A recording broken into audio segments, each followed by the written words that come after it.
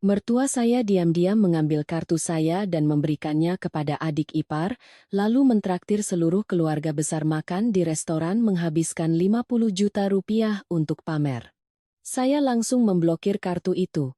Ketika waktu pembayaran tiba, seluruh keluarga suami panik dan ibu mertua saya malu bukan main. Sore itu, saya sedang duduk bekerja seperti biasa. Pekerjaan saya berhubungan dengan keuangan, jadi pikiran saya harus selalu jernih. Angka yang lewat di depan mata tidak boleh ada yang kabur. Di luar jendela, sinar matahari senja masuk dengan redup, suasana kantor begitu hening sampai saya bisa mendengar suara ketikan keyboard saya sendiri.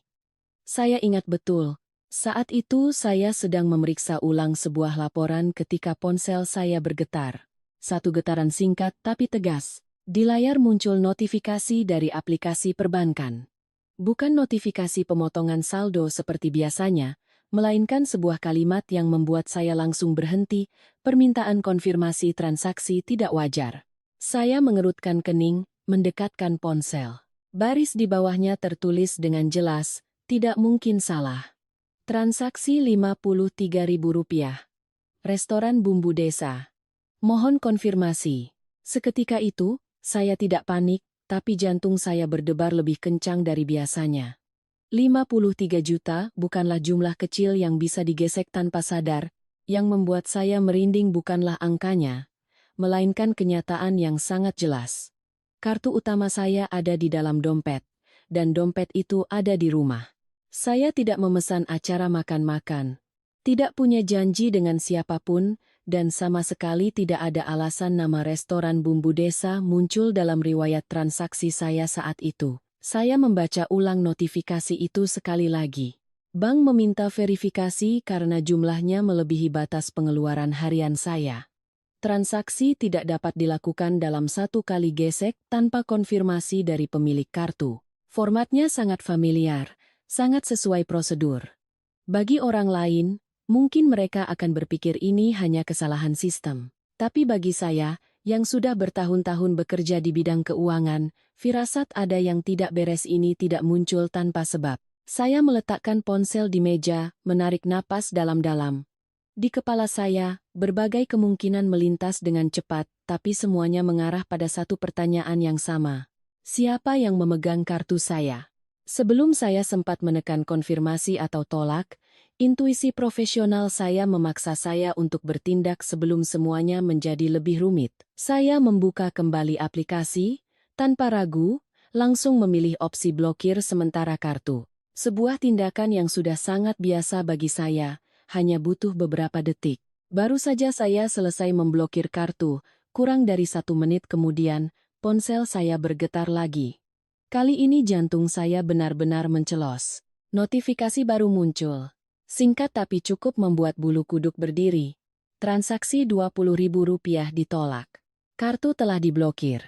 Saya menatap layar, merasa seolah ada seseorang yang baru saja berdiri di belakang saya. 20 juta, bukan lagi 53 juta. Orang yang memegang kartu itu, setelah gagal menggesek dalam satu kali transaksi, segera mencoba memecahnya menjadi jumlah yang lebih kecil. Bagi banyak orang, detail ini mungkin terlewat begitu saja. Tapi bagi saya, ini adalah bukti paling jelas bahwa ini bukan sebuah kekeliruan. Tidak ada orang yang tidak sengaja akan bertindak seperti itu. Hanya orang yang tahu betul sistem perbankan yang akan berpikir untuk menghindari verifikasi dengan cara memecah jumlah transaksi. Saya meletakkan ponsel, kedua tangan saya tanpa sadar terkepal. Saat itu saya tidak marah, juga tidak panik.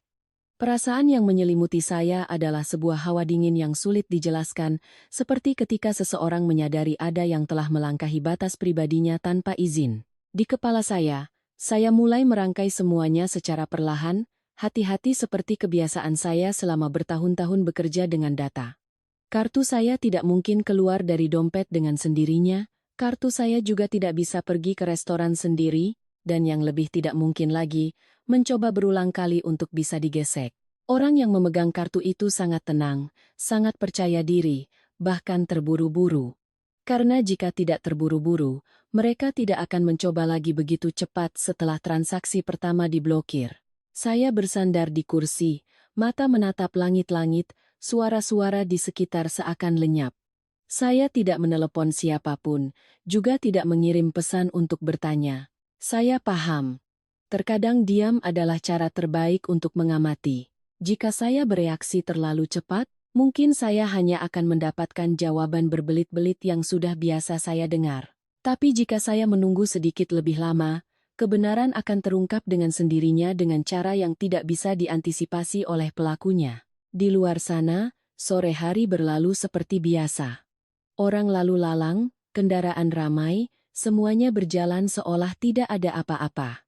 Hanya di dalam diri saya, ada sesuatu yang mulai retak, sangat pelan.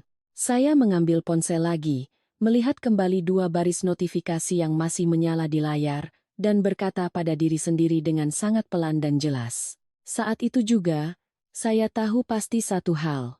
Orang yang memegang kartu saya, orang yang sedang berusaha menggesek setiap nominal itu, sama sekali tidak sengaja. Saya tidak buru-buru membuat keributan saat itu juga. Pengalaman bertahun-tahun bekerja dengan uang mengajarkan saya satu hal yang sangat jelas. Ketika ada tanda-tanda tidak wajar, yang paling dibutuhkan bukanlah emosi, melainkan pemeriksaan ulang setiap detail terkecil. Saya membuka kembali aplikasi bank, masuk ke menu riwayat transaksi dan informasi otentikasi. Tepat di bawah baris transaksi yang ditolak, sistem menampilkan dengan jelas lokasi permintaan pembayaran tersebut. Sebuah titik merah kecil muncul di peta, berada di area yang begitu familiar sehingga saya tidak perlu memperbesarnya untuk mengenalinya. Itu adalah area restoran Bumbu Desa. Jantung saya sedikit mencelos. Restoran itu tidak asing bagi keluarga suami saya.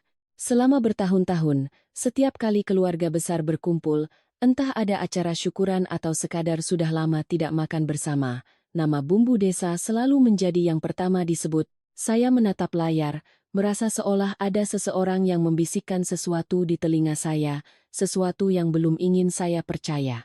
Saya mengangkat telepon dan menelepon suami saya, Bima. Nada sambung berdering cukup lama tapi tidak ada yang mengangkat. Layar menunjukkan tulisan sedang sibuk. Saya menelepon lagi untuk kedua kalinya, lalu ketiga kalinya. Hasilnya tetap sama. Bima sangat jarang tidak mengangkat telepon saya, kecuali saat dia sedang bersama keluarganya.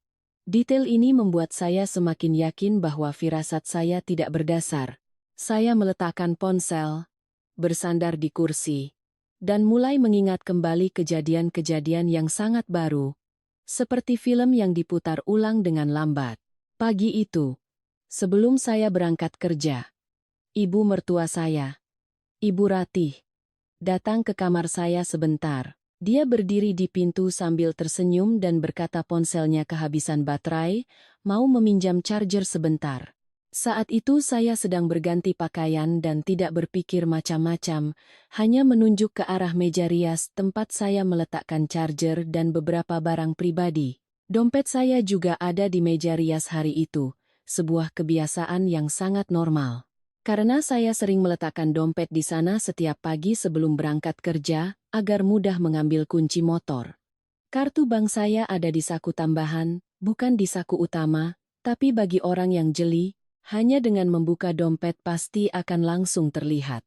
Saya ingat saat itu Ibu Ratih berdiri sedikit lebih lama dari biasanya, matanya melirik ke sekeliling kamar seolah sedang mencari sesuatu yang lain. Saya pernah melihat detail itu tapi langsung menepisnya karena tidak ingin menjadi orang yang curigaan. Sekarang, setelah dipikir-pikir lagi, saya baru menyadari satu hal yang selama ini selalu saya abaikan. Ibu mertua saya punya kebiasaan mengamati barang-barang saya dengan sangat teliti. Mulai dari tas baru yang saya beli, jam tangan yang saya pakai, sampai kapan saya ganti dompet atau kartu. Dia tidak bertanya langsung, tapi matanya selalu berhenti lebih lama dari yang seharusnya. Dulu saya menenangkan diri dengan berpikir itu hanya rasa ingin tahu orang tua. Tapi sekarang, rasa ingin tahu itu muncul dalam bentuk yang sangat berbeda. Saya berdiri dan pulang ke rumah saat hari sudah mulai gelap. Tanpa menyalakan lampu, saya langsung masuk ke kamar tidur. Kamar itu sunyi senyap, semuanya masih rapi seperti saat saya tinggalkan pagi tadi. Saya membuka laci meja rias, mengambil dompet. Saku tempat kartu kosong melompong. Tidak ada keraguan lagi. Kartu itu sudah tidak ada di sana entah sejak kapan. Saya duduk di tepi tempat tidur, tangan memegang dompet, rasa dingin menjalar di punggung saya. Pada saat itu, saya tidak marah. Yang saya rasakan dengan jelas adalah perasaan privasi yang dilanggar dengan sangat terang-terangan, seperti ada seseorang yang dengan seenaknya masuk ke area pribadi saya tanpa izin.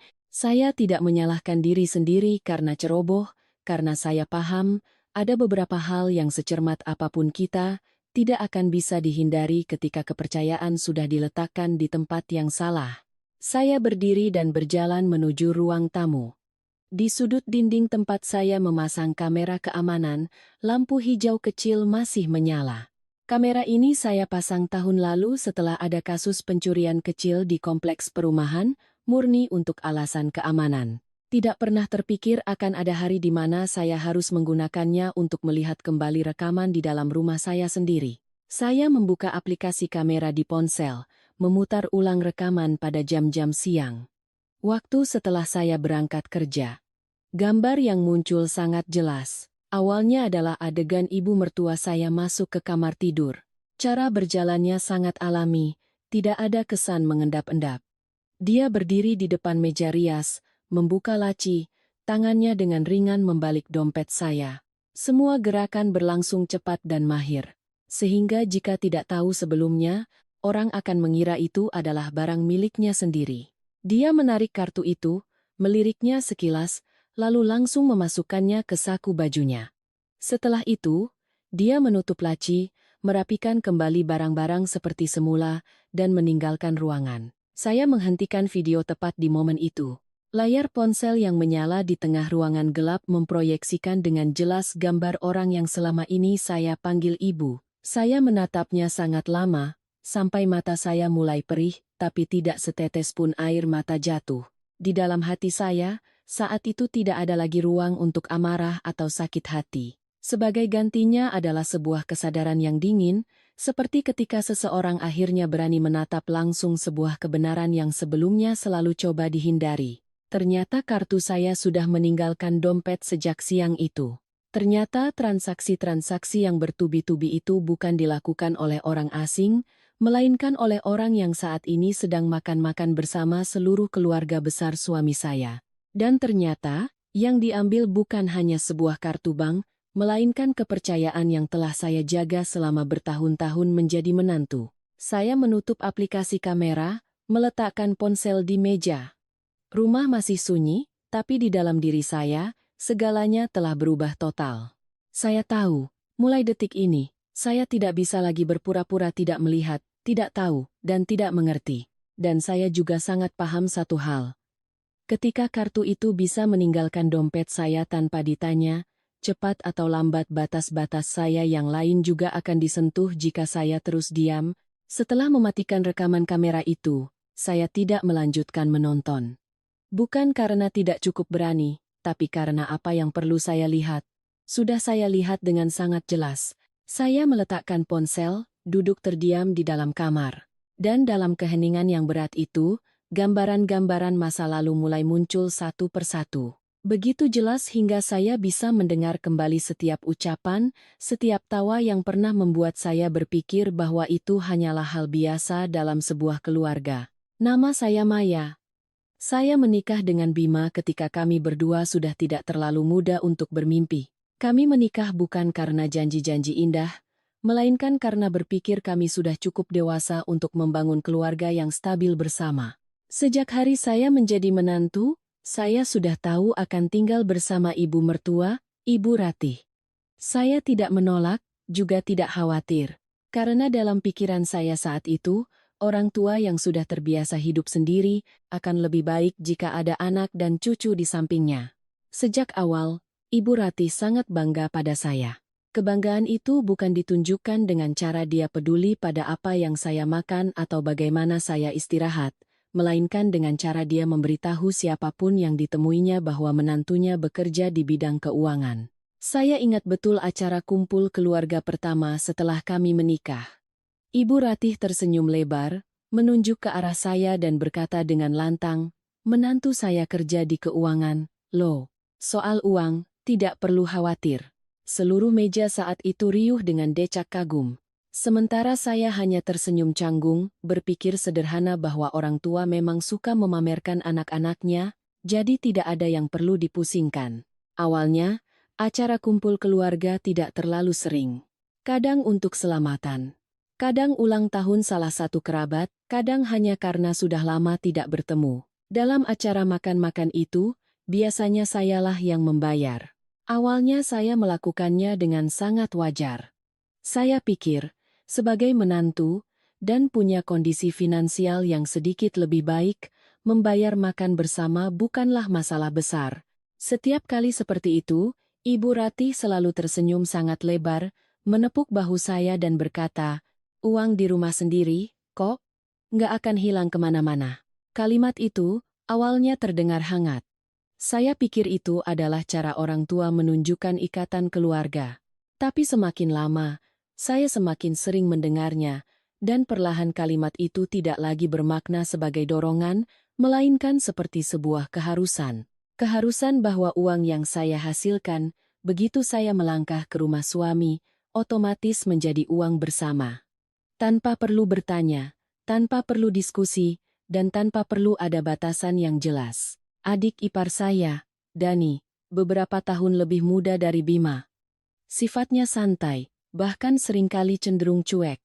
Awalnya Dani sangat sopan, memanggil saya Mbak dan berbicara dengan lembut.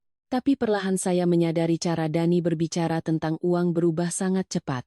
Dalam acara makan-makan, Dani sering memesan menu tambahan atau melontarkan kalimat-kalimat iseng seperti, "Pesan saja terus. Kan ada Mbak Maya yang bayar." Awalnya saya pikir itu hanya candaan. Tapi ketika candaan itu diulang berkali-kali dalam situasi yang sama, saya mulai merasa tidak lucu lagi. Saya pernah mencoba berbicara dengan Bima secara halus dan tertutup. Saya katakan padanya bahwa saya tidak keberatan mengeluarkan uang untuk keluarga, tapi saya tidak mau itu dianggap sebagai sebuah kewajiban. Bima setelah mendengar itu hanya menghela napas dan menjawab dengan satu kalimat yang kemudian sering saya dengar berulang kali, "Ibu sudah terbiasa begitu, kamu jangan memperbesar masalah." Setiap kali seperti itu, saya kembali diam. Saya tidak ingin karena masalah uang membuat suasana keluarga menjadi tegang, dan saya juga tidak ingin menempatkan Bima dalam posisi sulit antara ibu dan istrinya. Tapi diamnya saya tidak membuat keadaan berhenti. Sebaliknya, itu membuat segalanya menjadi lebih jauh. Dalam acara kumpul keluarga berikutnya, saya mulai menyadari bahwa saya dipandang dengan cara yang sangat berbeda. Sebelum memesan makanan, mereka melirik ke arah saya. Ketika pelayan datang membawa tagihan, mereka juga melihat ke arah saya. Tidak ada yang mengatakan secara langsung, tapi semua orang seolah mengerti bahwa yang akan membayar adalah saya. Suatu kali, seorang tante dari pihak suami bernama Tante Wati tersenyum dan berkata setengah bercanda, "Kalau ada Maya, kita tenang." Seluruh meja tertawa, dan saya hanya bisa ikut tertawa untuk menutupi perasaan tidak nyaman. Tawa-tawa itu, jika dilihat satu persatu, mungkin tidak berbahaya. Tapi ketika digabungkan, saya baru sadar bahwa saya perlahan-lahan didorong ke dalam sebuah peran yang tidak pernah saya setujui. Saya tidak lagi dianggap sebagai seorang menantu, melainkan seperti dompet bersama untuk seluruh keluarga. Dan yang paling menakutkan adalah tidak ada satupun dari mereka yang menyadari bahwa itu salah. Saya mulai mengurangi partisipasi dalam acara kumpul keluarga. Saya beralasan sibuk dengan pekerjaan, lelah, atau tidak enak badan. Saya pikir jika saya tidak ada, semuanya akan kembali normal. Tapi saya salah. Ketidakhadiran saya tidak membuat mereka sadar, malah membuat mereka lebih kesal. Ada yang menyindir saya sombong. Ada yang bilang saya sekarang jadi perhitungan. Kata-kata itu tidak diucapkan langsung di depan saya, tapi saya tetap mendengarnya. Melalui cerita Bima, melalui tatapan orang lain ketika kami tidak sengaja bertemu, Bima tetap memilih diam. Dia tidak membela saya, juga tidak menyalahkan ibunya. Dia berdiri di tengah, berpikir itu adalah cara paling aman, tapi dia tidak mengerti bahwa diamnya itu, di mata saya, seperti sebuah persetujuan diam-diam. Setiap kali saya ingin mengatakan sesuatu lebih lanjut, melihat ekspresi lelah di wajahnya, Saya urungkan niat itu. Saya berkata pada diri sendiri, bersabar sedikit lagi tidak apa-apa. Sampai saat ini, ketika saya duduk sendirian di kamar yang sunyi, melihat kembali apa yang telah terjadi, saya baru mengerti satu hal dengan sangat jelas. Diamnya saya selama bertahun-tahun bukanlah solusi. Itu hanya membuat orang lain berpikir bahwa saya menerima peran itu, bahwa saya setuju uang saya menjadi uang bersama, bahwa batasan saya bisa dihapus kapan saja tanpa perlu izin. Dan diam itulah yang secara diam-diam membuka jalan bagi hal-hal yang tidak pernah saya bayangkan akan terjadi. Baru saja saya mematikan rekaman kamera, ponsel saya bergetar terus-menerus. Bukan satu panggilan, tapi beberapa panggilan tak terjawab yang masuk bertubi-tubi. Nama pemanggilnya jelas tertera di layar, Dani. Saya melihat jam. Belum ada 10 menit sejak transaksi 20 juta ditolak. Ritme panggilan yang tergesa-gesa itu membuat saya langsung mengerti bahwa pihak di sana sudah mulai panik.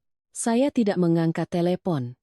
Bukan karena saya tidak mendengarnya, tapi karena saya sengaja membiarkan ponsel itu tergeletak di meja, layarnya menyala lalu mati, menyala lagi, lalu mati lagi.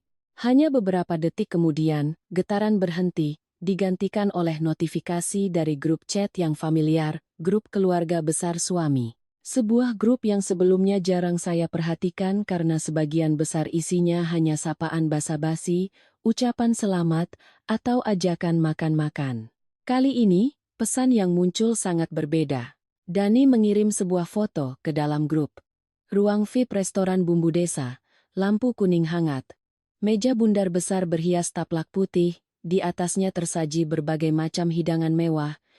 Piring-piring bertumpuk, semuanya hidangan yang hanya dengan melihatnya saja sudah tahu harganya tidak murah. Saya memperbesar foto itu, mata saya tanpa sadar mencari detail yang familiar, dan saya langsung menemukannya. Di posisi tengah meja, ibu mertua saya, Ibu Ratih, sedang duduk dengan punggung tegak, wajahnya berseri-seri, di depannya ada gelas yang baru saja diisi penuh. Tepat di bawah foto itu ada sebuah pesan singkat dari Dani, cukup untuk membuat pembaca mengerti situasinya. Hari ini ibu traktir keluarga besar, nih. Hanya satu kalimat, tidak panjang lebar, tidak ada penjelasan tambahan. Saya membaca ulang kalimat itu beberapa kali, sudut bibir saya tanpa sadar menyunggingkan senyum tipis. Ibu yang mentraktir, tapi tidak ada satu kata pun yang menyebutkan siapa yang akan membayar. Saya menggulir ke atas, membaca pesan-pesan sebelumnya. Tidak ada satupun yang bertanya soal pembayaran, tidak ada satupun yang tampak khawatir. Balasan di bawahnya semua berisi pujian dan dukungan. Wah, mantap. Makan enak, nih. Sudah lama tidak kumpul seramai ini. Semuanya tampak sangat senang, sangat santai. Hanya saya, orang yang tidak ada di dalam foto itu, yang melihat dengan jelas kejanggalan di balik keceriaan tersebut. Saya meletakkan ponsel di meja. Di dalam kepala saya mulai menyatukan kepingan-kepingan yang terpisah. Transaksi 53 juta diblokir bank karena butuh verifikasi, tak lama kemudian, transaksi 20 juta ditolak karena kartu sudah diblokir. Dan sekarang, foto seluruh keluarga sedang makan-makan meriah, tanpa ada satupun yang menyinggung soal uang. Semuanya berjalan sangat cepat, sangat rapi, seperti sebuah skenario yang sudah direncanakan. Satu-satunya orang yang tidak hadir, dan juga satu-satunya yang tidak diberitahu sebelumnya, adalah saya. Saya membuka kembali aplikasi bank. Peringatan baru muncul. Beberapa transaksi ditolak dalam waktu singkat. Silakan hubungi bank jika mencurigai adanya penipuan. Kalimat itu seperti sebuah tanda seru yang diletakkan tepat di tengah-tengah apa yang sedang saya saksikan. Saya tidak perlu menebak-nebak lagi. Orang yang memegang kartu saya, yang sudah mencoba menggesek 53 juta dan gagal, sekarang sedang mencoba menggesek dengan nominal yang lebih kecil untuk mengakali sistem 15 juta, 10 juta, mungkin 5 juta, 3 juta. Mereka akan terus mencoba sampai tidak bisa lagi. Saya membayangkan suasana di ruang VIP saat itu. Dani memegang kartu sambil mengerutkan kening, menggeseknya berulang kali. Staf restoran menunggu dengan sopan tapi mulai curiga. Ibu mertua saya masih duduk di tengah meja, suaranya lantang seperti biasa, mungkin bahkan berbicara lebih keras untuk menjaga gengsinya. Makan saja yang banyak, keluarga ini tidak kekurangan uang. Kalimat itu pernah sering saya dengar, tapi belum pernah terasa seberat ini. Ibu Ratih tidak berbohong, keluarga ini memang tidak kekurangan uang, tapi uang itu bukan miliknya. Dia sedang meminjam uang saya untuk membeli tatapan kagum dari para kerabat. Dia sedang menggunakan diamnya saya selama bertahun-tahun sebagai tiket untuk naik ke panggung utama di pesta itu. Dan jika semuanya lancar, jika kartu bisa digesek, mungkin setelah makan malam ini tidak akan ada yang ingat siapa yang membayar, dan tidak akan ada yang berpikir itu adalah masalah yang perlu dibahas. Ponsel saya bergetar lagi. Kali ini bukan panggilan, melainkan pesan pribadi dari Bima. Isinya hanya beberapa kata, "Kamu lagi apa?" Saya menatap pesan itu, hati saya tenang. Saya tidak langsung membalas. Saya tahu jika saya membalas sekarang, semuanya akan langsung berbelok ke arah yang berbeda. Mereka akan mulai memohon, menjelaskan, mungkin bahkan menyalahkan. Dan saya belum mau itu terjadi. Saya meletakkan ponsel, berdiri untuk mengambil segelas air. Air dingin yang mengalir di tenggorokan membuat saya lebih sadar dari sebelumnya. Saya tidak lagi merasa marah. Yang saya rasakan saat ini adalah sebuah kejelasan yang menakutkan. Kejelasan bahwa jika hari ini saya membuka kembali blokir kartu, jika hari ini saya berpura-pura tidak terjadi apa-apa, maka besok, lusa, dan banyak hari setelahnya, pesta-pesta seperti ini akan terus berlanjut. Dan saya akan selamanya menjadi orang yang berdiri di belakang, membayar makanan yang bahkan saya tidak diundang untuk menyantapnya. Saya kembali ke meja, mengambil ponsel lagi. Grup keluarga masih ramai dengan pesan. Ada yang mengirim foto tambahan, ada yang mengirim video saat bersulang. Suasana di grup sama sekali tidak menunjukkan tanda-tanda kekhawatiran. Hanya saya, yang duduk beberapa kilometer jauhnya, yang tahu bahwa pesta ini sedang menuju titik kehancuran yang sangat dekat. Saya tidak menelepon Dani, saya juga tidak mengirim pesan kepada ibu mertua. Saya hanya mengamati dalam diam, seperti penonton di barisan paling belakang yang menyaksikan sebuah drama di mana saya tanpa sengaja menjadi tokoh utamanya, yang sebentar lagi akan memasuki babak klimaks. Di kepala saya, sebuah pikiran yang sangat jelas muncul, tanpa ragu, tanpa kelemahan. Saya ingin lihat, ketika waktu pembayaran tiba, siapa yang akan kebingungan. Saya mempertahankan status blokir kartu. Setelah melihat kembali notifikasi transaksi yang ditolak, saya tidak membukanya kembali, juga tidak menelepon bank untuk verifikasi lebih lanjut. Aplikasi masih menampilkan tulisan. Kartu diblokir sementara karena dicurigai adanya transaksi tidak wajar. Saya menatap tulisan itu sangat lama, lalu meletakkan ponsel dengan layar menghadap ke bawah. Untuk pertama kalinya dalam bertahun-tahun, saya tidak merasa perlu menjelaskan atau membuktikan apapun kepada siapapun. Di kepala saya saat itu, satu hal terlintas dengan sangat jelas. Pesta di sana, saat ini, pasti sudah hampir selesai. Saya tahu kebiasaan mereka ketika makan beramai-ramai, terutama dengan kerabat yang lama tidak bertemu, pesanan selalu lebih banyak dari kapasitas perut. Hidangan pembuka. Hidangan utama. Minuman terus ditambah. Tertawa dan mengobrol dengan riuh. Tidak ada yang memperhatikan angka yang terus bertambah di ujung tagihan. Saya tidak perlu ada di sana untuk tahu bahwa total tagihan pasti tidak kecil. Dan tanpa perlu bertanya, saya juga tahu siapa yang mereka pikir akan membayarnya. Saya duduk di sofa, punggung bersandar, mata menatap lurus ke dinding di seberang.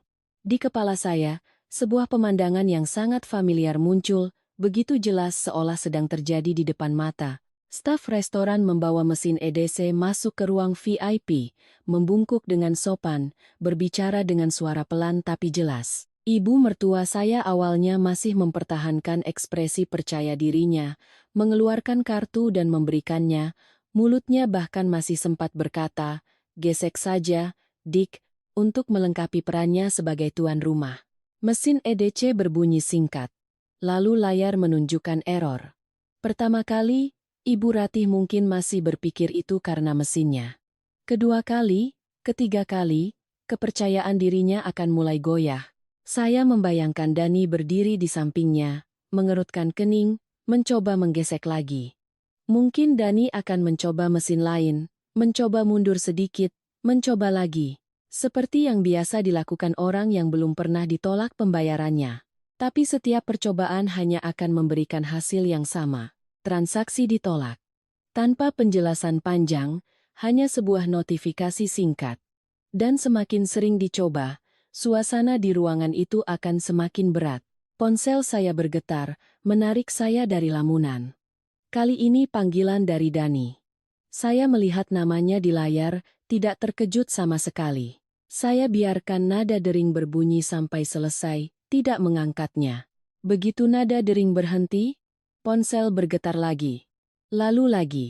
Saya tahu di seberang sana mereka sedang panik, benar-benar panik, tapi saya tetap tidak mengangkat telepon.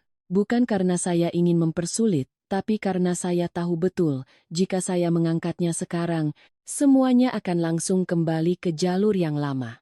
Kurang dari 1 menit kemudian, ponsel bergetar lagi.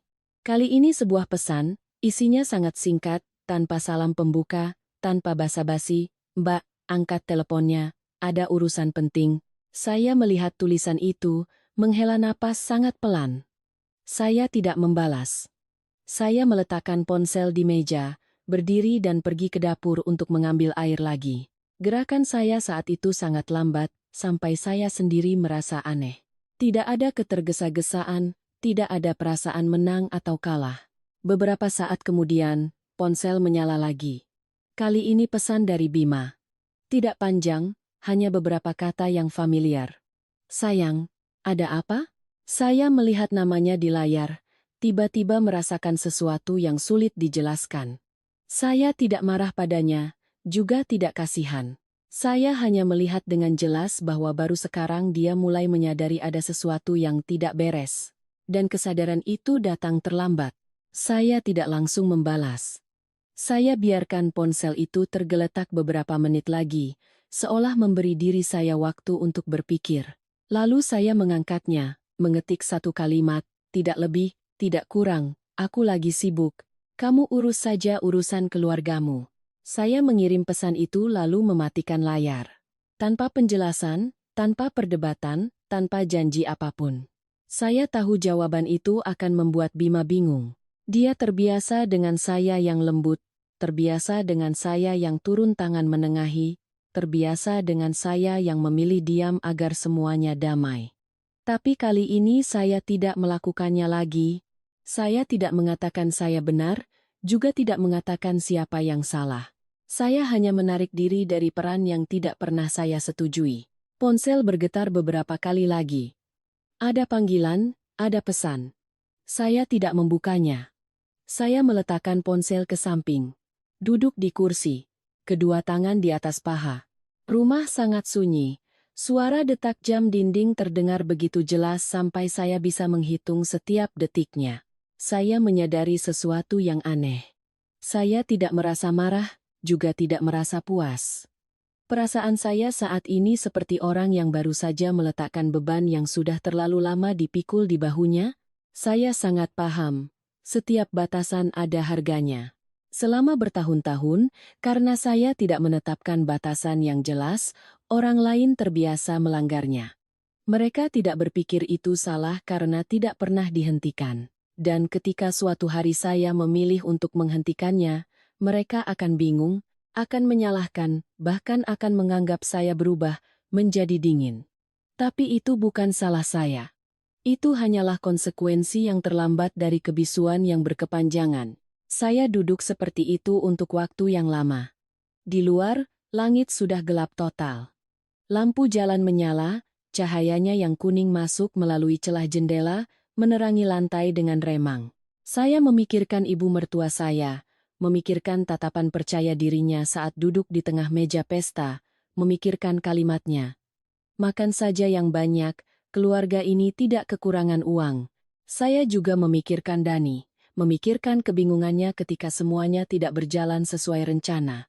Dan saya memikirkan Bima, yang berdiri di tengah, untuk pertama kalinya, dipaksa menghadapi sendiri konsekuensi dari sikap menghindarnya.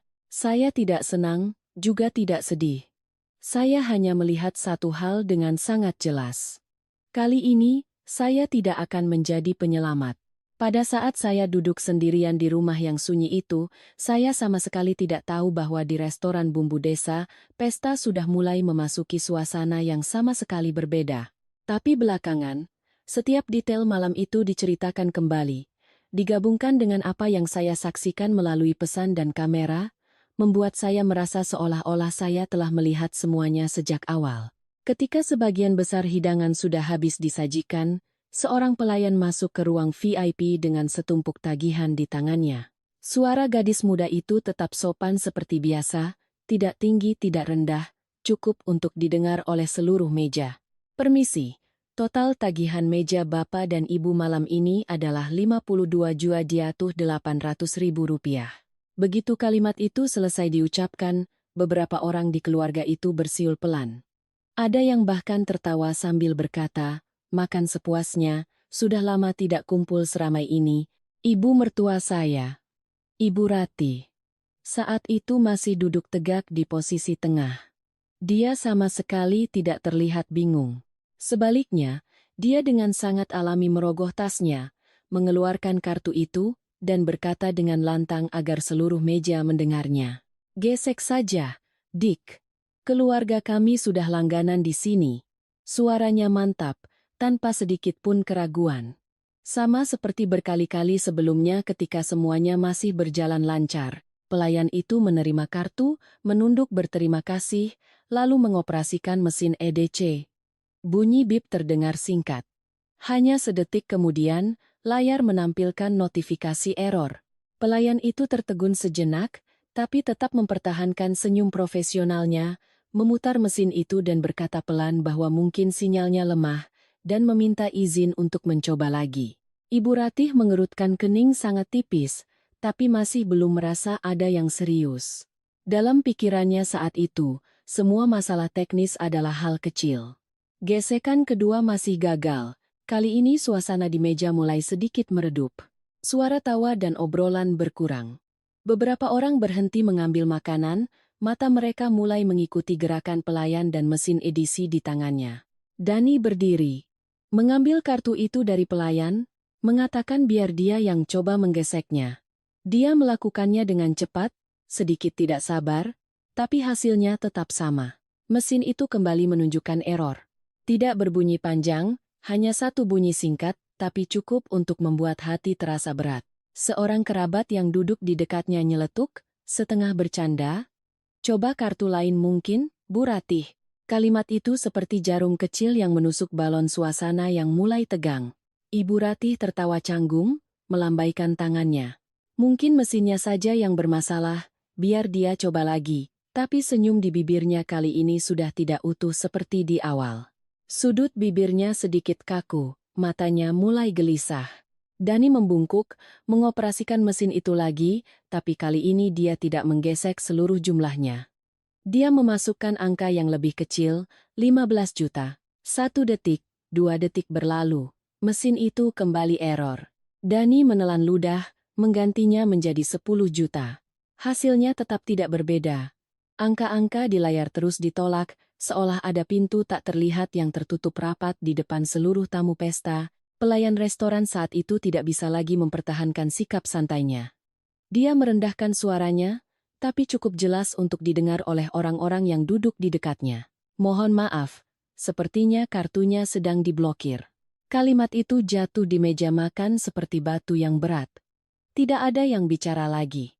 Suara denting sendok dan garpu, suara gelas bersulang, benar-benar lenyap. Seluruh ruang VIP yang luas itu tiba-tiba menjadi hening. Beberapa pasang mata mulai beralih arah. Dari yang tadinya hanya menatap makanan, kini mereka menoleh ke arah ibu mertua saya. Tatapan itu bukan lagi tatapan ceria atau kagum seperti di awal, melainkan campuran antara keraguan, kebingungan, dan bahkan kekesalan. Ada yang duduk lebih tegak. Ada yang minum seteguk air untuk menghilangkan rasa canggung. Tapi tidak ada yang berani angkat bicara. Suasana saat itu begitu kental sampai orang bisa merasakan kecanggungan menyebar di setiap helaan napas.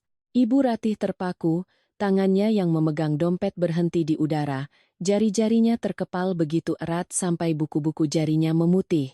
Wajahnya memerah, entah karena minuman atau karena malu. Kata-kata lantang yang tadi diucapkannya lenyap, digantikan oleh keheningan yang berat, seolah dia sedang mencoba mencari penjelasan yang cukup meyakinkan di kepalanya, tapi tidak ada satu kata pun yang mau muncul. Dani berdiri di sampingnya, wajahnya pucat pasi. Dia melihat dari satu orang ke orang lain, lalu menunduk menatap kartu di tangannya, seolah dia sendiri tidak mengerti mengapa semuanya bisa jadi seperti ini.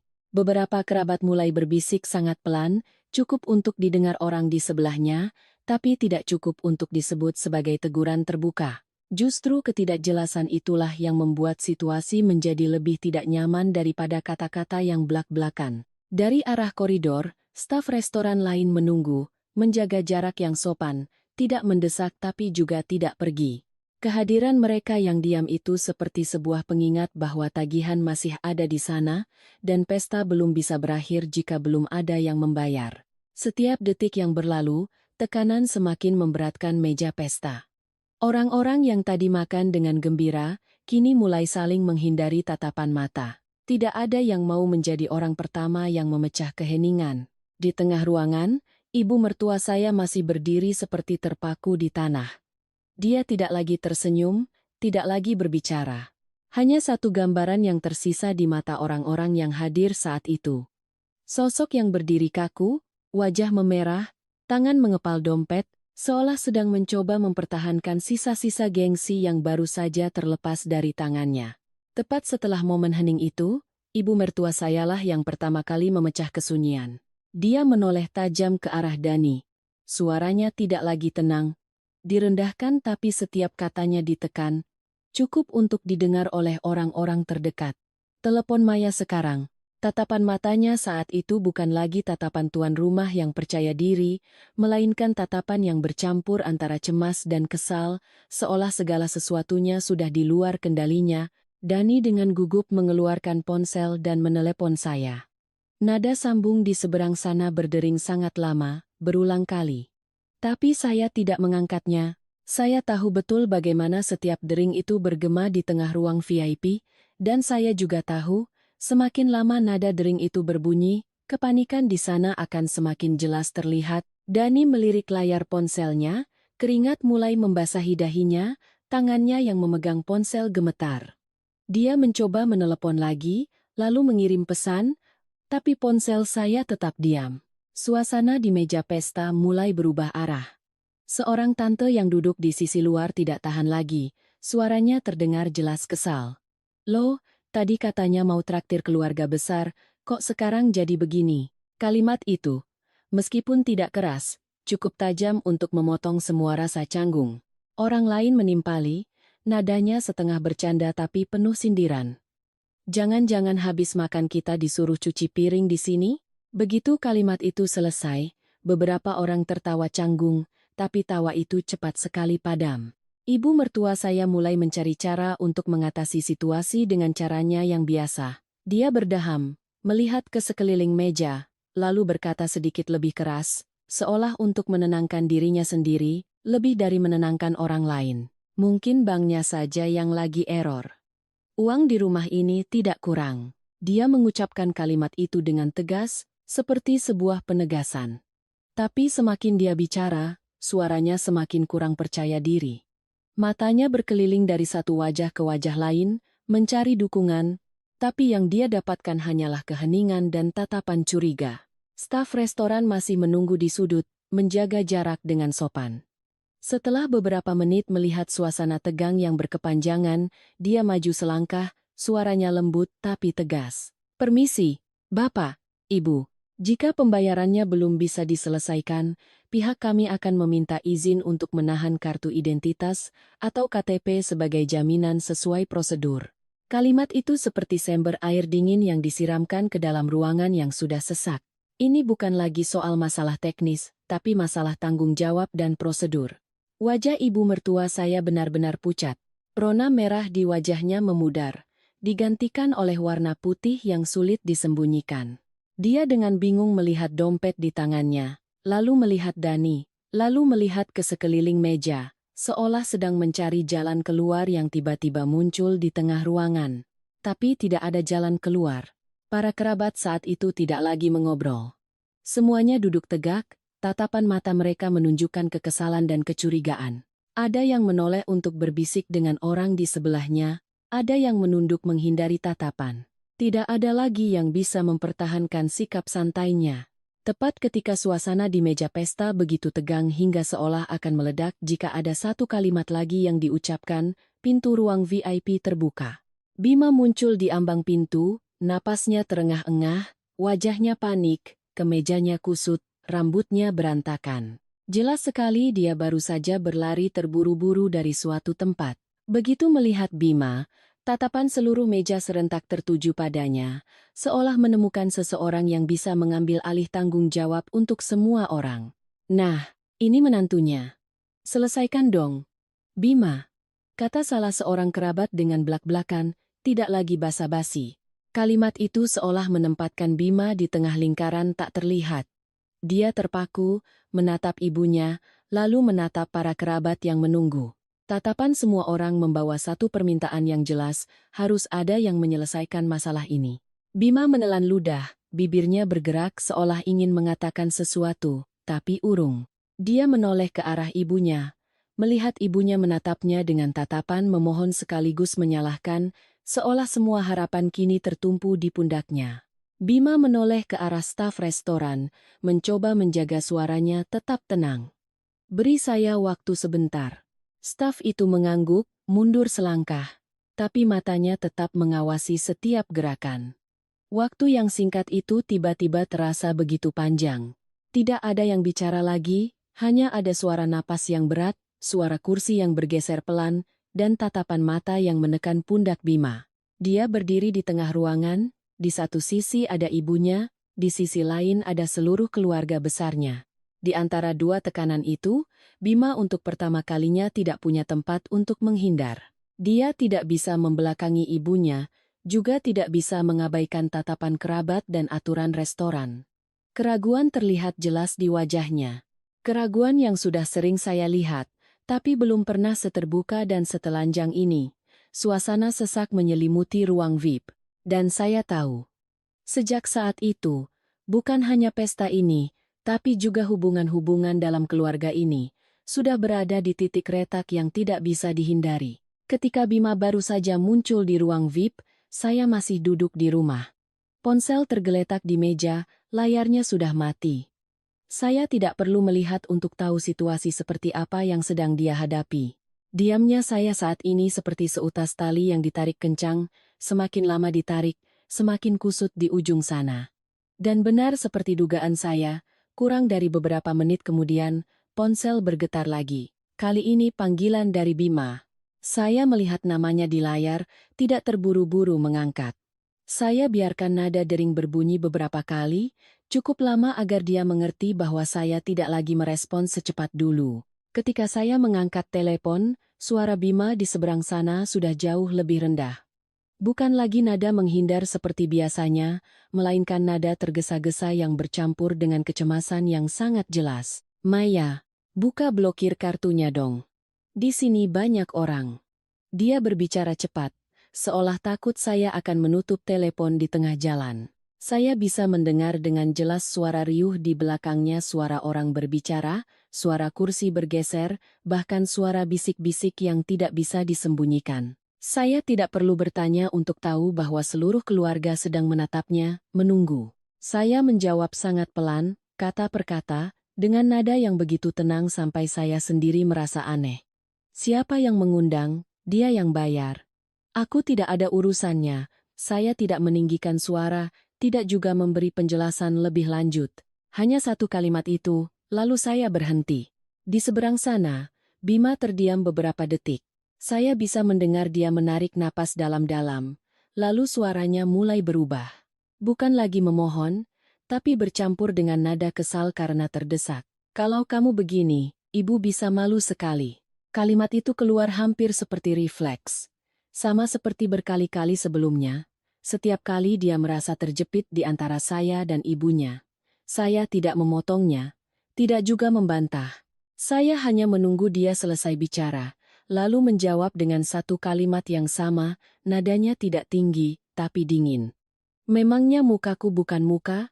Di seberang sana, Bima terdiam. Saya tahu dia tidak menyangka saya akan berbicara seterus terang ini. Selama ini, sayalah yang selalu memilih mengalah agar semuanya damai. Tapi kali ini, saya tidak melihat ada alasan untuk terus diam. Sebelum saya sempat menutup telepon, dari seberang sana terdengar suara lain menyela. Tanpa perlu melihat, saya tahu itu suara ibu mertua saya. Suara Ibu Ratih lebih tinggi, bercampur dengan keriuhan di ruangan itu, membawa nada kesal yang familiar. Menantu macam apa? Jahat sekali. Dia berbicara dengan keras. Bukan hanya untuk saya, tapi untuk didengar oleh seluruh keluarga. Seolah sedang menjadikan dirinya sendiri sebagai korban dalam cerita ini. Saya tidak membalas kalimat itu. Saya tahu jika saya bicara lagi, semuanya hanya akan menjadi perdebatan tanpa akhir. Saya mendengar beberapa suara ikut menimpali, kalimat-kalimat sindiran yang setengah tertutup, semuanya ditujukan kepada Bima. Saya bisa membayangkan dengan sangat jelas, adegan Bima berdiri di tengah ruang VIP, di satu sisi ada ibunya, di sisi lain ada kerabatnya, sementara saya ada di ujung telepon, tidak hadir, tidak mau membuka blokir kartu, tidak mau menyelamatkan situasi. Saya mematikan panggilan itu. Bukan karena tidak ada lagi yang ingin dikatakan, tapi karena saya sudah cukup bicara. Saya meletakkan ponsel di meja, berdiri dan mengambil jaket. Di dalam hati saya saat itu tidak ada perasaan balas dendam atau kepuasan. Hanya ada sebuah ketegasan yang sangat jelas. Saya tahu, jika saya terus duduk di rumah, semuanya akan diceritakan dengan cara yang berbeda. Dan saya tidak mau menjadi tokoh yang ceritanya diwakilkan oleh orang lain lagi. Saya mengemudikan mobil ke restoran bumbu desa dengan ketenangan yang aneh. Jalanan malam itu lebih ramai dari biasanya, tapi pikiran saya sangat kosong. Saya tidak menyiapkan kalimat apapun, tidak juga menyusun skenario. Saya hanya tahu satu hal, saat ini saya harus muncul dengan kebenaran itu sendiri, bukan melalui cerita orang lain. Ketika saya masuk ke lobi restoran, resepsionis menatap saya dengan sedikit terkejut tapi tetap sopan mengarahkan jalan. Saya berjalan lurus menuju ruang VIP, pintu terbuka, dan pada saat itu juga, semua yang saya bayangkan sebelumnya terwujud persis seperti itu, bahkan lebih tegang. Seluruh meja pesta berada dalam keadaan kacau yang terpendam, ada yang duduk diam, ada yang berdiri sambil berbisik. Tatapan semua orang menunjukkan rasa tidak nyaman dan penasaran. Saya masuk tanpa menyapa, tanpa melihat ke sekeliling. Tatapan saya hanya berhenti pada satu orang. Ibu mertua saya. Ibu Ratih berdiri di dekat meja, wajahnya pucat, matanya merah, tangannya masih mengepal dompet. Ketika melihat saya, dia tertegun sejenak, seolah tidak menyangka saya akan muncul dengan cara ini. Seluruh ruangan seakan membeku pada saat itu. Suara bisik-bisik langsung berhenti. Saya berdiri tegak, suara saya tidak tinggi tapi cukup jelas untuk didengar oleh seluruh ruangan. Ibu mengambil kartu saya tanpa izin. Hal ini sudah saya laporkan ke bank. Saya mengucapkannya perlahan, kata per kata, tanpa penekanan, tanpa emosi berlebihan. Begitu kalimat itu selesai, ruangan itu seolah meledak. Suara kursi bergeser, suara orang-orang berdiri, suara pertanyaan bertubi-tubi datang dari berbagai arah. Ada yang menoleh ke arah ibu mertua saya dengan tatapan tidak percaya. Ada yang melihat ke arah Bima, lalu ke arah saya, seolah baru saja mendengar sesuatu yang tidak pernah mereka bayangkan. Ibu mertua saya membuka mulut, hendak mengatakan sesuatu, tapi tidak ada kata yang keluar. Dani berdiri di sampingnya, wajahnya pucat pasi, mundur selangkah. Bima menoleh ke arah saya, tatapannya campur aduk antara kaget dan bingung. Seolah untuk pertama kalinya dia melihat saya dalam posisi yang sama sekali berbeda, bukan lagi istri yang berdiri di belakang untuk membereskan masalah, melainkan orang yang berani bicara terus terang di depan umum, tidak ada lagi yang bisa duduk tenang.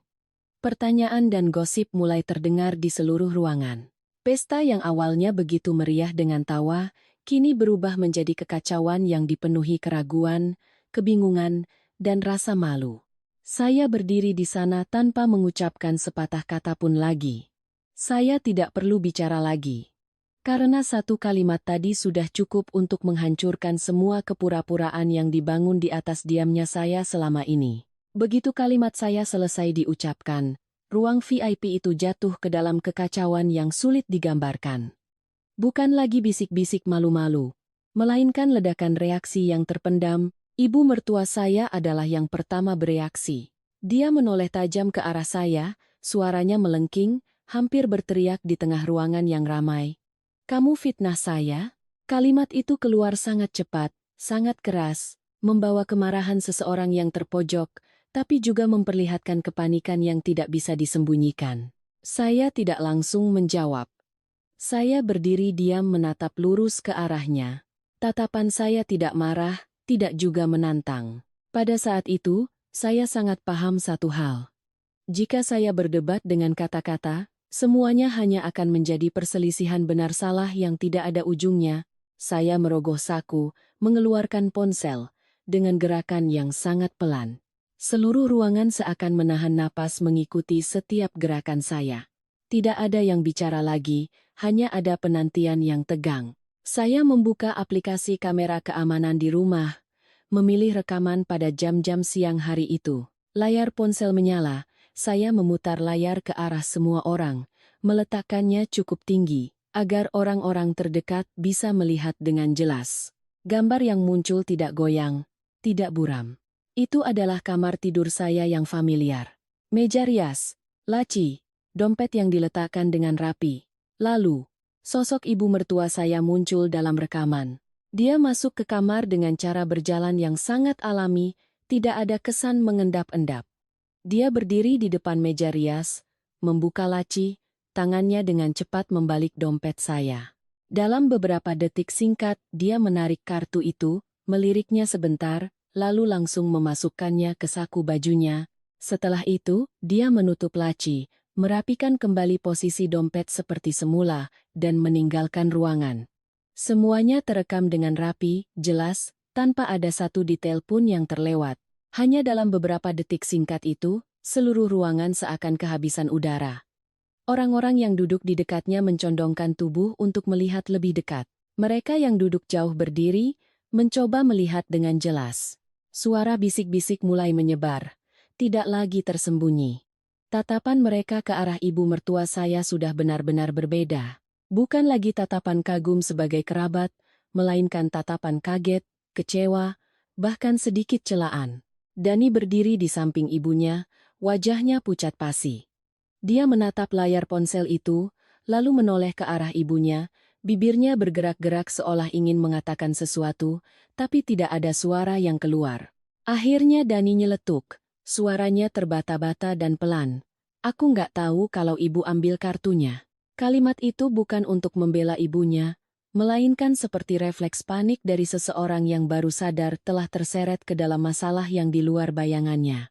Seorang kerabat yang lebih tua duduk di sudut meja menghela napas pelan. Dia menggelengkan kepalanya perlahan, suaranya rendah membawa kelelahan orang yang berpengalaman. "Ratih, Ratih, kenapa kamu sampai begini?" Hanya satu kalimat singkat, tapi lebih berat daripada omelan paling keras sekalipun. Pada saat itu, saya melihat dengan jelas ibu mertua saya tertegun. Dia tidak lagi berteriak. Wajahnya berubah dari merah padam menjadi pucat pasi, bibirnya bergetar. Ibu Ratih mulai menangis. Bukan tangisan penyesalan yang terseduh-seduh, melainkan tangisan sambil berbicara, mencoba menjelaskan, mencoba mempertahankan sisa-sisa harga diri yang terakhir. "Aku cuma mau jaga nama baik keluarga," katanya dengan suara keras yang tercekat, mata merah, tangan gemetar mencengkeram bajunya. "Aku traktir keluarga besar, masa mau membiarkan orang lain meremehkan keluarga kita?" Dia menoleh dari satu orang ke orang lain, seolah mencari simpati. Tapi kali ini, tidak ada yang membelanya. Orang-orang yang baru saja bersulang dan tertawa bersamanya, kini diam menghindari tatapannya. Keheningan itu bukan lagi bentuk kesopanan, melainkan sebuah jarak yang sangat jelas. Saya melihat pemandangan itu, sama sekali tidak merasa puas. Saya hanya melihat satu hal yang sangat jelas.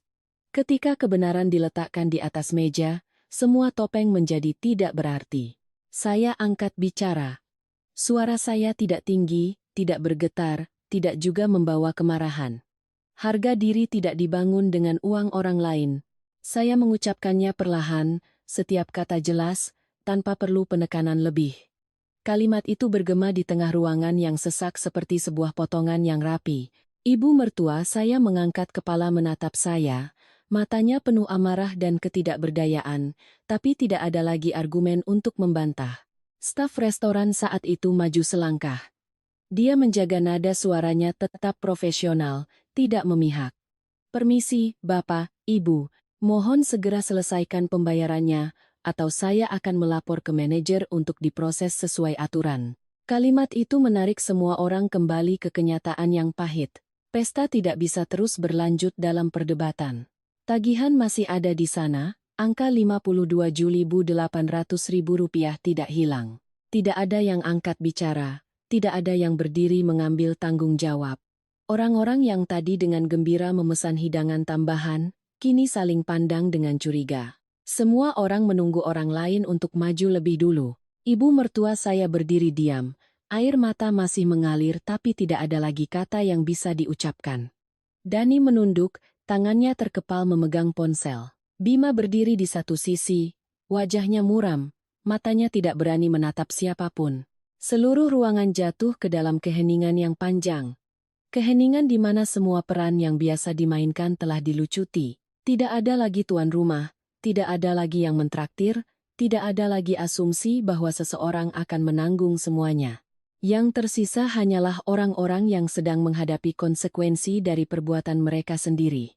Saya berdiri diam di sana, tidak bicara lagi, tidak juga melangkah maju. Saya tahu, mulai detik ini, bukan hanya pesta ini, tapi banyak hal lain dalam keluarga ini, tidak akan pernah sama lagi. Setelah staf restoran menyinggung soal laporan ke manajer, suasana di ruang VIP akhirnya mencapai batasnya, tidak bisa ditunda lagi. Tidak ada lagi yang punya kesabaran untuk menunggu keajaiban terjadi. Tatapan curiga mulai berubah menjadi kekesalan yang jelas. Ada yang menghela napas, ada yang menggelengkan kepala, yang lain melihat jam seolah ingin pesta ini berakhir secepat mungkin. Seorang kerabat yang lebih tua berdiri lebih dulu, suaranya tidak bisa menyembunyikan kekecewaan. Dia berkata terus terang, "Sudah, tidak usah berbelit-belit. Sekarang, siapa makan apa? Bayar sendiri-sendiri saja. Masa jadi begini?" Kalimat itu seperti batu yang dilempar ke permukaan air yang tenang. Segera setelah itu, suara riuh mulai terdengar. Ada yang mengeluh hanya makan beberapa potong. Ada yang menggerutu tidak tahu akan jadi begini. Sindiran mulai muncul, tidak ditujukan langsung kepada siapapun, tapi semua orang tahu arahnya kemana. Dani adalah yang pertama menunduk. Dia diam-diam membuka dompet, mengeluarkan uang tunai, dan meletakkannya di meja dengan enggan. Orang lain melihatnya, lalu dengan terpaksa mengikuti. Lalu orang ketiga, orang keempat. Tumpukan uang diletakkan di meja, tidak berurutan, tidak ada yang menyuruh. Hanya ada suara helaan napas berat yang terdengar berulang kali. Orang-orang yang tadi dengan gembira memesan hidangan tambahan, kini menghitung setiap lembar uang dengan wajah masam, seolah setiap lembar adalah sebuah kekesalan. Ibu mertua saya saat itu tidak lagi berdiri, dia terduduk lemas di kursi, punggungnya membungkuk, kedua tangannya terkulai. Wajahnya pucat pasi, tidak ada lagi rona merah. Matanya tidak berani menatap siapapun, hanya terpaku pada meja yang penuh dengan piring-piring sisa. Dia tidak menangis terseduh-seduh, tapi bibirnya terkatup rapat, rahangnya sedikit bergetar, cukup untuk menunjukkan betapa rasa malu sedang menekannya. Untuk pertama kalinya, posisi tengah yang biasa dia duduki menjadi tempat yang membuatnya tidak tahu harus melihat kemana. Bima berdiri diam di sudut ruangan. Dia tidak bicara, tidak juga bergerak. Matanya melihat ke sekeliling meja, melihat para kerabat yang diam-diam mengumpulkan uang, lalu berhenti pada ibunya. Tapi kali ini, Dia tidak melangkah maju. Dia tidak menghibur, tidak juga membela. Dia hanya berdiri di sana dalam diam, seolah dia sendiri baru sadar bahwa ada beberapa hal di mana diam bukan lagi pilihan yang aman. Ketika matanya tanpa sengaja bertemu dengan mata saya, dia cepat-cepat membuang muka, menghindar. Itu adalah pertama kalinya saya melihat dia tidak berani menatap lurus ke arah saya seperti itu. Staf restoran mengumpulkan uang, menghitungnya dengan sangat teliti. Suasana di ruang VIP saat itu tidak ada lagi nuansa pesta. Yang tersisa hanyalah kelelahan, rasa canggung, dan kepahitan. Ketika tagihan selesai dibayar, staf itu menunduk berterima kasih lalu pergi dengan sangat cepat, seolah ingin segera keluar dari atmosfer yang berat itu. Saya berdiri melihat beberapa detik lagi. Saya tidak merasakan kemenangan, tidak juga merasa puas. Saya hanya melihat segalanya berjalan sebagaimana mestinya, tidak lebih, tidak kurang. Sebelum berbalik untuk keluar, saya melihat ke arah ibu mertua saya sekali lagi. Dia masih duduk di sana, tidak mengangkat kepala. Saya berkata, suara saya tidak tinggi, tidak dingin, hanya datar dan jelas. Saya tidak sayang uangnya. Saya hanya menyesal telah salah percaya. Saya tidak menunggu jawabannya. Saya juga tidak butuh penjelasan apapun lagi. Saya berbalik dan melangkah keluar dari ruang VIP. Di belakang saya, tidak ada yang memanggil, tidak ada yang menahan, tidak ada juga permintaan maaf. Hanya ada helaan napas dan keheningan berat yang mengikuti setiap langkah saya sampai ke koridor. Saya berjalan lurus ke lobi, tidak menoleh ke belakang. Pesta itu, bagi saya, sudah berakhir sejak lama. Di area parkir, udara sejuk membuat saya merasa lebih lega. Baru saja saya membuka pintu mobil, ponsel saya bergetar. Sebuah pesan dari bank muncul di layar, isinya singkat tapi tegas, transaksi yang dicurigai sebagai penipuan telah dicatat, kartu Anda telah diamankan. Saya membaca pesan itu, lalu mematikan layar. Perasaan ringan menyebar di dada saya. Sangat aneh, sangat nyata. Saya mengerti. Cerita ini belum berakhir, apa yang terjadi malam ini hanyalah permukaan. Gempanya akan terus terasa dalam keluarga ini, dalam cara mereka memandang saya, dalam cara saya memandang mereka, dan dalam batasan-batasan yang harus ditarik kembali dengan lebih jelas dari sebelumnya. Tapi pada saat itu, ketika duduk di dalam mobil, tangan di atas kemudi, saya tidak merasa takut, tidak juga sedih. Saya tidak menangis, saya juga tidak gemetar. Saya hanya merasa begitu ringan, seolah baru saja meletakkan beban yang tanpa sadar telah saya pikul selama bertahun-tahun. Saya melihat ke arah restoran yang terang benderang di kaca spion, lalu menyalakan mesin. Mengemudikan mobil menjauh. Di kepala saya, sebuah pikiran yang sangat jelas bergema, tanpa perlu diucapkan. Saya tidak tahu, setelah hari ini, apakah mereka masih berani menganggap uang saya sebagai uang bersama. Setelah malam itu, saya pikir semuanya akan tenang setidaknya untuk beberapa hari. Tapi saya salah. Guncangan dari pesta itu tidak hilang, melainkan menyebar dengan sangat cepat dan diam-diam, seperti retakan kecil di bawah lantai rumah. Awalnya tidak ada yang memperhatikan, tapi semakin lama, suara retakannya semakin terdengar. Pagi berikutnya, begitu saya membuka ponsel, saya sudah melihat serangkaian notifikasi dari aplikasi pesan. Bukan pesan langsung untuk saya, melainkan notifikasi tidak langsung dari grup-grup yang sebelumnya jarang saya perhatikan. Seluruh keluarga besar suami telah membuat grup chat baru. Saya tidak ada di grup itu, tapi saya tahu keberadaannya dengan sangat cepat. Bukan karena ada yang memberitahu, tapi karena cara semua orang mulai melihat saya dengan berbeda. Pesan pertama yang Bima terima adalah dari seorang tante. Kalimatnya tidak kasar, tapi cukup dingin. Kemarin itu keterlaluan. Malu-maluin keluarga besar. Orang lain mengirim pesan tak lama setelahnya. Kalau ada masalah, kan bisa dibicarakan di rumah.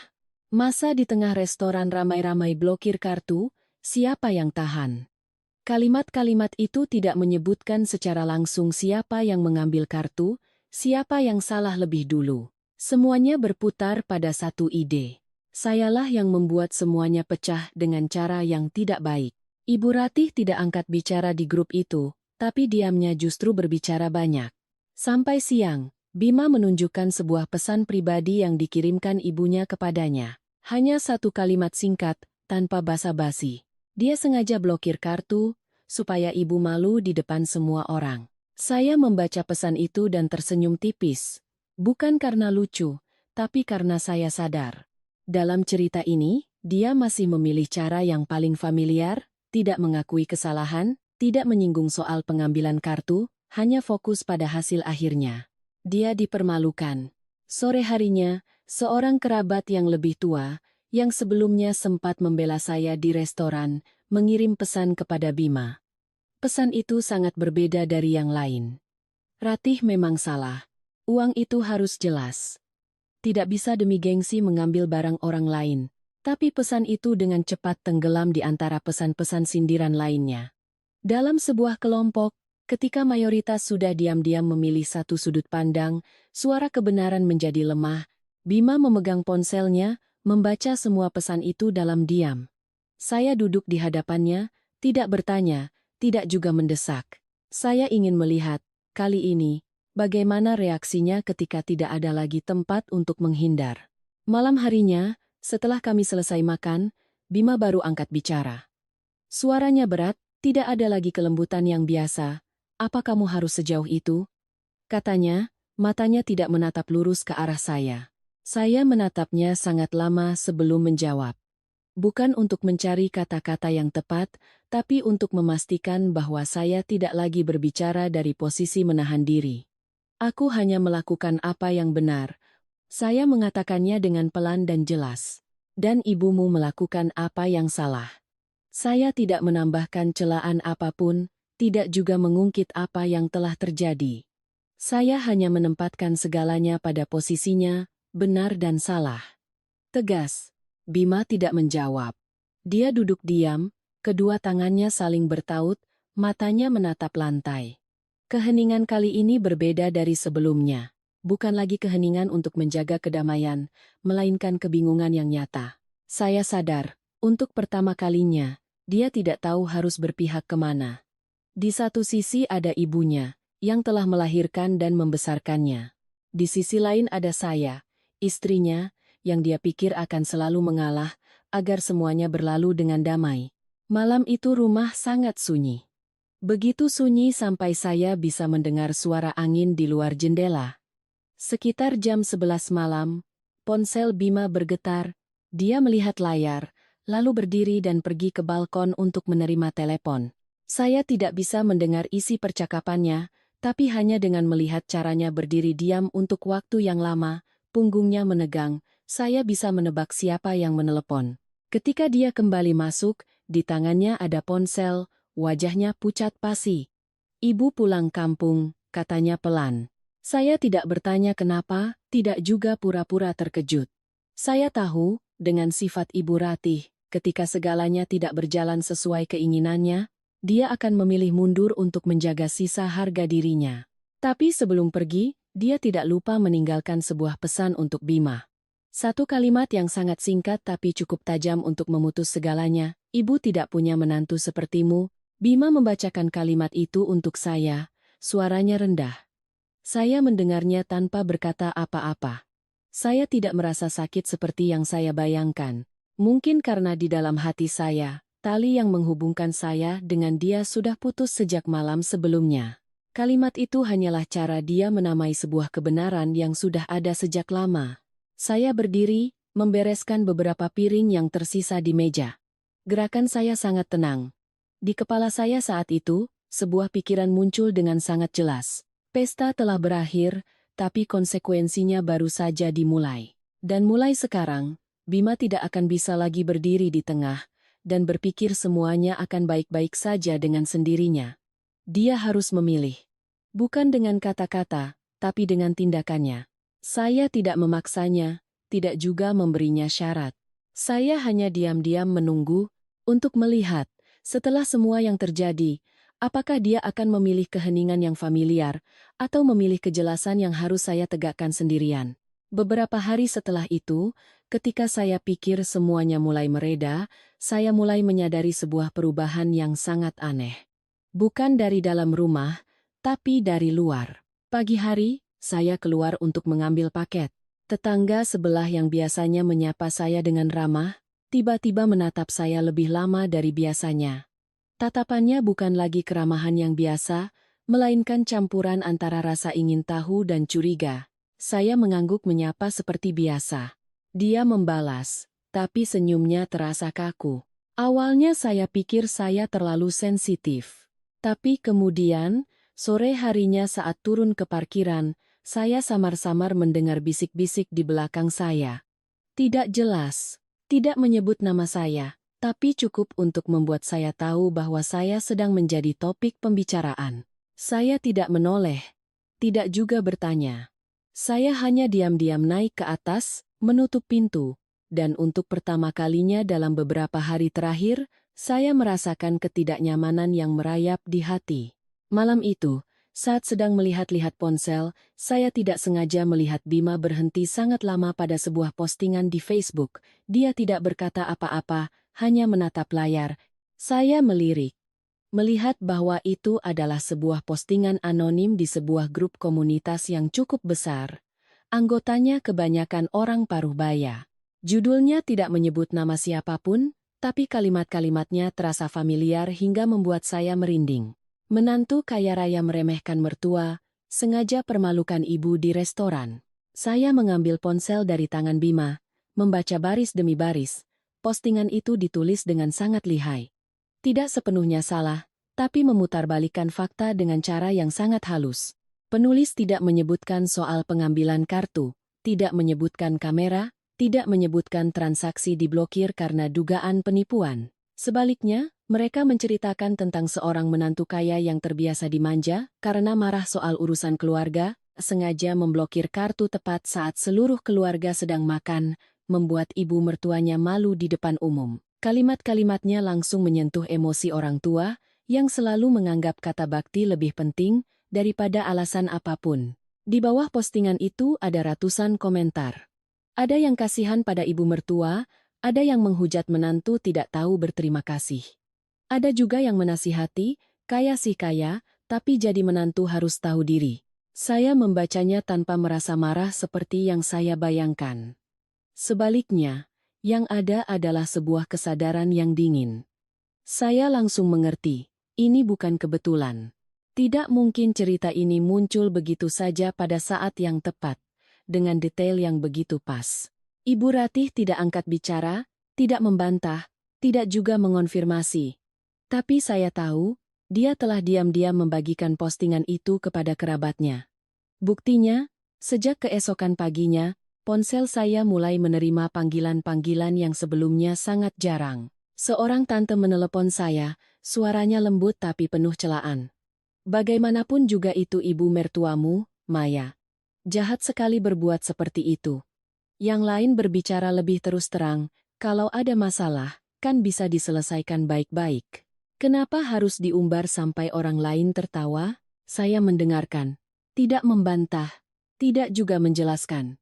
Saya hanya menjawab dengan sangat singkat, ceritanya tidak seperti itu. Tapi di seberang sana, saya tahu mereka tidak butuh kebenaran. Mereka hanya butuh perasaan bahwa tatanan yang mereka kenal sedang dilindungi. Dan dalam tatanan itu, menantu seperti saya harus selalu menjadi pihak yang mengalah. Bima terjepit di antara dua arus opini yang sangat jelas. Di satu sisi ada ibunya dan kerabatnya, di sisi lain ada saya. Saya melihat dia mulai goyah. Bukan karena dia tidak tahu siapa yang benar dan siapa yang salah, tapi karena dia takut. Takut konflik berkepanjangan, takut mengecewakan ibunya, takut keluarga hancur karena hal-hal yang menurutnya bisa ditahan. Malam itu, setelah menerima beberapa panggilan lagi, dia menoleh ke arah saya, suaranya ragu-ragu. Bagaimana kalau kamu minta maaf saja sama ibu, biar semuanya tenang? Kalimat itu membuat saya merinding. Bukan karena saya terkejut, tapi karena saya sangat paham. Pada saat itu, dia telah memilih kedamaian semu daripada keadilan. Saya menatapnya, lalu tertawa. Bukan tawa mengejek, tapi tawa karena sadar. Minta maaf karena aku tidak membiarkan orang lain mengambil uangku? Tanya saya dengan nada ringan. Bima tidak bisa menjawab. Dia menunduk, seolah dia sendiri menyadari betapa tidak masuk akalnya permintaannya. Saat itu saya mengerti satu hal dengan sangat jelas. Cerita ini sudah lama bukan lagi soal uang. Jika hanya uang, saya bisa mengabaikannya seperti berkali-kali sebelumnya. Tapi ini soal hak yang diinjak-injak, soal batas pribadi yang dihapus, soal anggapan bahwa karena saya menantu dan saya punya uang, maka saya harus rela dirugikan. Dan ketika saya tidak mau lagi, mereka siap memutarbalikkan opini publik untuk memaksa saya kembali ke posisi semula. Saya tidak bicara lagi dengan Bima. Malam itu, saya masuk ke kamar, menutup pintu, dan duduk sendirian untuk waktu yang lama. Di kepala saya, segalanya menjadi lebih jelas dari sebelumnya. Saya tidak bisa terus bermain dengan aturan lama, di mana orang yang mengatakan kebenaran selalu menjadi pihak yang dirugikan. Jika mereka memilih menggunakan opini publik untuk menekan saya, maka saya juga tidak akan diam lagi. Saya membuka ponsel, melihat kembali semua yang saya miliki. Rekaman kamera, riwayat transaksi, notifikasi dari bank. Semuanya masih ada. Saya tidak terburu-buru mengunggahnya, tidak juga terburu-buru membantah. Saya hanya berkata pada diri sendiri dengan sangat jelas dan tegas. Jika mereka sudah memilih cara bermain seperti ini, maka saya akan bermain dengan kebenaran. Setelah malam itu, saya tidak menulis bantahan apapun di media sosial. Saya tidak ikut berkomentar untuk menjelaskan, tidak mengirim pesan untuk berdebat, tidak juga mencoba membuktikan kebenaran saya kepada orang-orang yang memang tidak mau mendengarnya. Saya sangat paham, berdebat di dunia maya hanya akan membuat cerita semakin liar dan gaduh, dan pada akhirnya, yang paling lelah adalah diri saya sendiri. Terkadang, diam bukan karena lemah, tapi karena telah memilih jalan yang berbeda. Keesokan paginya, saya izin setengah hari dari kantor. Saya membawa semua yang saya miliki. Tidak banyak, tapi cukup jelas. Rekaman kamera dari rumah, riwayat transaksi bank lengkap dengan waktu dan lokasi, notifikasi konfirmasi dan penipuan, serta semua pesan yang masuk bertubi-tubi malam itu. Saya menemui seorang teman lama yang berprofesi sebagai pengacara, yang pernah membantu saya menangani beberapa masalah kontrak sebelumnya. Dia memeriksa semuanya dengan sangat teliti, tidak memotong ucapan saya, tidak juga terburu-buru menyimpulkan. Ketika saya selesai bercerita, dia hanya mengatakan satu kalimat singkat yang membuat hati saya tenang, "Kamu sudah melakukan hal yang benar." Bukan benar secara perasaan, tapi benar secara hukum. Dia menjelaskan kepada saya dengan sangat perlahan dan jelas, bahwa tindakan mengambil kartu tanpa izin dan menggunakannya untuk transaksi, meskipun tidak berhasil, sudah cukup menjadi dasar bagi bank untuk mencatatnya sebagai tindakan penipuan. Saya tidak perlu menuntut, tidak perlu memperbesar masalah. Cukup simpan buktinya. Karena terkadang, keberadaan bukti itu sendiri sudah menjadi sebuah tekanan. Meninggalkan kantor pengacara itu, saya tidak merasa sedang membalas dendam. Saya hanya merasa sedang mengambil kembali apa yang menjadi milik saya dengan cara yang legal dan jujur. Hal berikutnya yang saya lakukan juga tidak kalah sunyi. Saya membuka aplikasi bank, memeriksa kembali semua akun untuk kebutuhan rumah tangga, listrik, air, internet, kartu belanja bersama yang sebelumnya atas nama saya. Dulu, karena praktis dan berpikir sesama keluarga tidak perlu perhitungan, saya yang mengurusnya. Saya mengganti semua kata sandi, memperbarui hak akses. Semuanya berjalan sangat cepat, hanya beberapa klik, tapi rasanya sangat berbeda. Seolah saya baru saja membangun kembali sebuah pintu yang selama ini saya biarkan terbuka terlalu lama. Sore harinya, ponsel saya mulai bergetar. Bukan dari kerabat, tapi dari Bima. Dia menelepon dengan sangat panik. Ketika saya angkat, suaranya tidak lagi bisa tenang. "Kamu ngapain? Kartu untuk kebutuhan rumah tangga nggak bisa dipakai. Listrik sama air ada tagihan belum dibayar." Saya mendengarkannya tanpa memotong. Saya biarkan dia bicara sampai habis, sampai kepanikannya terlihat sepenuhnya. Ketika dia berhenti, saya menjawab dengan sangat pelan, kata per kata, "Tidak tinggi, tidak rendah, tidak. Aku hanya berhenti membiayai orang-orang yang tidak menghargaiku. Di seberang sana, Bima terdiam. Keheningan itu berbeda dari sebelumnya. Bukan lagi menghindar, tapi benar-benar bingung. Dia tidak pernah membayangkan skenario ini, di mana semua yang berjalan normal tiba-tiba berhenti hanya karena saya tidak lagi menanggungnya. Saya tidak langsung menutup telepon. Saya hanya menambahkan satu kalimat, masih dengan sangat tenang. Aku tidak melarang siapapun. Siapa yang butuh, silakan urus atas nama sendiri. Sederhana, kan? Panggilan itu berakhir dalam keheningan. Saya meletakkan ponsel di meja. Perasaan yang muncul bukan kemenangan, melainkan kedamaian yang aneh. Malam itu saya makan sendirian. Suasana rumah begitu sunyi sampai saya bisa mendengar suara sendok beradu dengan piring. Saya tidak merasa kesepian. Sebaliknya, saya merasa berada di posisi yang tepat, bukan menjadi menantu untuk menanggung beban, bukan juga menjadi dompet bersama untuk siapapun. Sekitar jam 10 malam, ponsel saya bergetar lagi. Kali ini nomor tidak dikenal, tapi saya tahu siapa itu. Ibu Ratih menelepon. Saya menatap layar sangat lama, tidak langsung mengangkat. Untuk pertama kalinya dalam bertahun-tahun, saya membiarkannya menunggu nada dering berbunyi sampai mati, lalu berbunyi lagi. Pada panggilan ketiga, baru saya angkat, suara di seberang sana sangat berbeda. Tidak lagi meninggi, tidak lagi menyalahkan. Suaranya rendah dan melunak. Sudah, anggap saja ibu yang salah. Dia mengatakannya dengan pelan, seolah memilih setiap kata. Saya mendengarkan, tidak memotong, tidak juga langsung menjawab. Saya biarkan keheningan berlangsung beberapa detik. Detik-detik itu bagi saya sangat singkat, tapi mungkin baginya sangat panjang. Saya tidak mengatakan ya atau tidak. Saya hanya mengucapkan satu kalimat, nadanya datar tanpa emosi. Ibu istirahat saja. Lalu saya menutup telepon. Tanpa penjelasan, tanpa perdebatan, tanpa butuh janji apapun, saya tahu jika saya bicara lebih banyak, semuanya akan kembali ke lingkaran lama, di mana sayalah yang harus mengalah lebih dulu. Malam itu, saya tidur sangat nyenyak. Tidur tanpa mimpi, tanpa gelisah. Saya sadar satu hal yang sangat jelas. Diamnya saya saat ini membuat mereka lebih takut daripada omelan manapun, karena untuk pertama kalinya, mereka mengerti bahwa saya tidak lagi bereaksi dengan cara yang biasa. Saya tidak perlu berteriak untuk membuktikan saya kuat.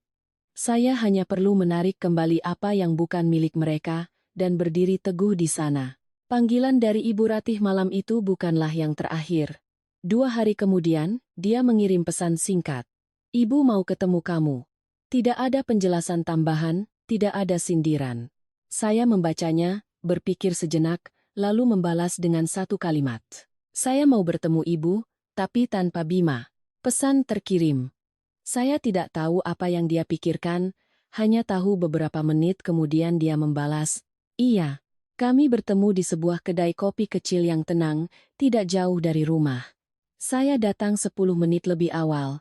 Kedai itu sepi, hanya ada beberapa orang tua yang sedang membaca koran. Saya memilih sudut yang cukup privat.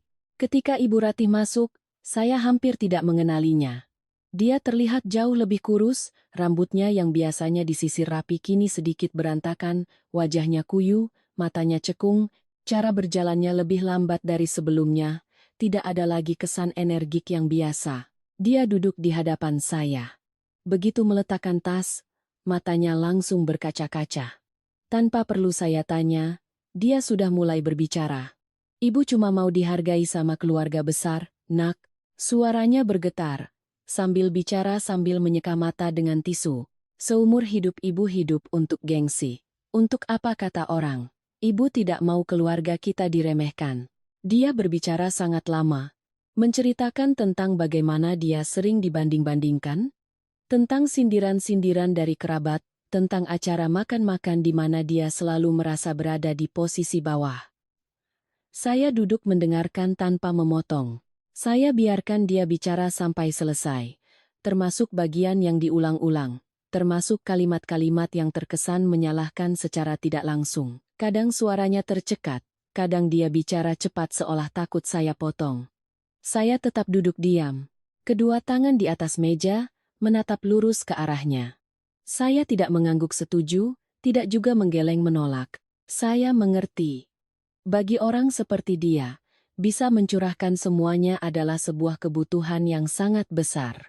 Ketika dia selesai bicara, suasana di antara kami menjadi hening. Suara sendok beradu dengan cangkir dari meja sebelah terdengar lebih jelas dari sebelumnya. Saya menarik napas sangat pelan, lalu bertanya satu kalimat, tidak meninggikan suara, tidak juga ragu-ragu. Kalau hari itu saya tidak blokir kartu, ibu rencananya mau pakai sampai berapa? Pertanyaan saya tidak bernada menyerang, tapi cukup tajam untuk memotong semua pembenaran. Ibu Ratih tertegun. Dia membuka mulut seolah ingin mengatakan sesuatu, lalu urung. Matanya gelisah, melihat ke meja, ke arah lain, tapi tidak bisa menatap lurus ke arah saya. Keheningan berlangsung sangat lama. Dalam keheningan itu, saya tahu dia sudah mengerti apa yang selama ini tidak mau diakuinya. Saya melanjutkan, suara saya masih datar tapi tidak lagi lunak. Ibu tidak butuh uang. Ibu butuh perasaan lebih unggul dari orang lain. Saya tidak bicara cepat, tidak juga memberi penekanan. Saya hanya mengatakan kebenaran yang saya lihat. Ibu butuh duduk di tengah meja pesta, butuh orang lain melihat dan berpikir bahwa keluarga kita mampu. Dan untuk mendapatkan perasaan itu, ibu memilih mengambil uang saya. Saya tidak menggunakan kata-kata kasar, tidak mengatakan mencuri, tapi setiap katanya jelas. Ibu Ratih menunduk.